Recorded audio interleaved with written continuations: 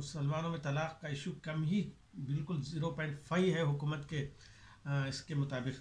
اور رہی دوسری بات کہ جب جس کو طلاق ثلاثہ کی کوئی بات ہی نہیں ہے اس پر خواہ اچھالنا یہ غلط بات ہے، اور یہ صرف اپنا مفاد کے لیے کیا جا رہا ہے.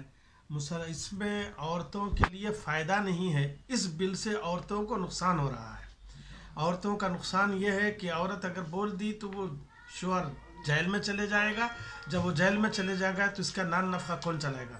اور جب جیل میں جائے گا تو اس پر ظلم یہ رہے گا کہ وہ کمائے گا نہیں، اور عورت پر بھی یہ ظلم رہے گا اور شوہر پر بھی ظلم. لہٰذا دونوں کو بھی اس طرح سے اس میں تکلیف میں ڈال دینے کا مقصد ہی رہا ہے. اور رہی دوسری بات، جو باہر آئے گا اس کو لڑکی کو ثابت کرنے پڑے. ایک عورت ہے، وہ کیسے ثابت کرے گی کہ شوہر نے اس کو طلاق دیا؟ جب ثابت بھی کرے گی پھر اس کے بعد آنے کے بعد کیا اس کی زندگی اچھی رہے گی؟ تو لہٰذا طلاق کا معاملہ مسلمانوں کے پاس ہے ہی نہیں ہے.